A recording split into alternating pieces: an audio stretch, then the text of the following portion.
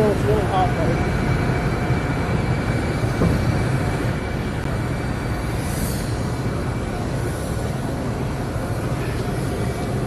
So we had a great weekend for our country.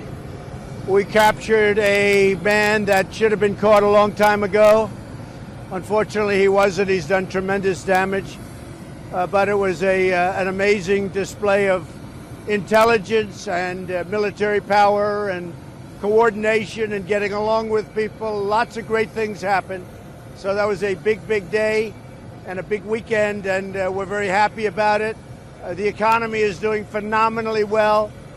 We have, looks like another good day will be taking place today in the stock market. Good numbers are good numbers are happening all the time. We have good numbers happening all the time. Very soon, I guess we're in record territory for stock. That's great for 401ks. That's great for everything. It's great for jobs. So things are going good. Do you have any questions? We're thinking about it. We may. The question was, am I considering releasing video footage of the raid? And we may take certain parts of it and release it, yes.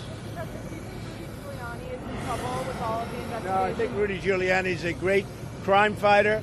He was the greatest mayor in New York City history, but he's been a great crime fighter. He's always looking for corruption, which is what more people should be doing. He's a good man. Sign the phase one deal with China when you go to Chile? Yeah, we are looking probably to be ahead of schedule to sign a very big portion of the China deal. And we'll call it phase one, but it's a very big portion. That would take care of the farmers. It would take care of some of the other things. It'll also take care of a lot of the banking needs. So we're about, I would say, a little bit ahead of schedule, maybe a lot ahead of schedule. Probably we'll sign it. I imagine the meeting is scheduled for Chile. I know they have some difficulties right now in Chile, but I know the people in Chile, and I'm sure they'll be able to work it out. Mr. President, are you fearful? Why did you have such an aggressive response to John Kelly's comments over the weekend? Oh, I don't think it's aggressive at all. I would be surprised if he made those comments in a negative way, but I don't think the response would be, if he actually said that, if he actually meant that, I said what I do, and that I mean. Mr. President, are you concerned that Nancy Pelosi and others can't be trusted with this kind of information? Well, I guess the only thing is they were talking about why didn't I give the information to Adam Schiff and his committee? And the answer is because I think Adam Schiff is the biggest leaker in Washington. You know that. I know that. We all know that. I've watched Adam Schiff leak. He's a corrupt politician. He's a leaker like nobody's ever seen before.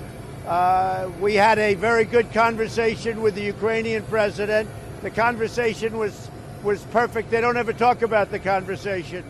It started with a whistleblower. Now they don't want the whistleblower. Then they had a second whistleblower. Now they don't want the second whistleblower.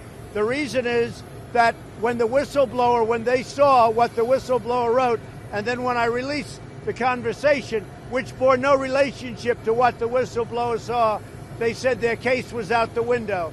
And I think it's a disgrace. And frankly, I told Republicans who are really being taken advantage of, they're really being maligned, and I think it's a horrible thing. They're really looking to hurt the Republican Party, and it's turning out to be just the opposite. So one thing I said, I'd rather go into the details of the case rather than process. Process is wonderful. We already have 50 Republican senators. I never called one of them sign up. 50 out of 53, 50, and perhaps the other ones will do it too. But process is good. But I think you ought to look at the case. And the case is very simple. It's quick. It's so quick. I had a great conversation with the Ukrainian president. I had another conversation with him also, I think before that, which was the same thing. It was nothing. They tried to take that conversation and make it into a big scandal. The problem was we had it transcribed. It was an exact transcription of the conversation. So, in a nutshell, a whistleblower wrote a false narrative of the conversation. Now they don't want to talk about the whistleblower because they didn't think I was going to release the conversation. When I released the conversation, I blew up Schiff's act. And just to put topping on it, the Russian as you know, the new Russian president, a good man, made his statement. There was no anything. There was no pressure put on him, no anything. The foreign minister of Ukraine made a statement. There was absolutely no pressure put on. They didn't even know what we were talking about. And just to finish it off, Adam Schiff went up before Congress and he made up my words. He didn't copy what I said. He didn't know him probably at the time. Nobody thought I was going to release the conversation. I got the approval from Ukraine. Once I released the conversation, this thing all died. And that's what they should be looking. And Adam Schiff went before Congress. And Adam Schiff, what he did will never be forgotten. He made up a conversation that was a phony fabrication. It was a fraud. And people shouldn't be allowed to get away. They say he has immunity because he's a member of Congress. People shouldn't be allowed to do that. That's a criminal act. What he did is a criminal act. Thank you. Mr. President, can you clarify the I Russian? hope they approve USMCA. It's in there. It's a great agreement for the United States, for our farmers, for our manufacturers, for unions, for everything. It's been approved by Mexico and Canada. They're waiting.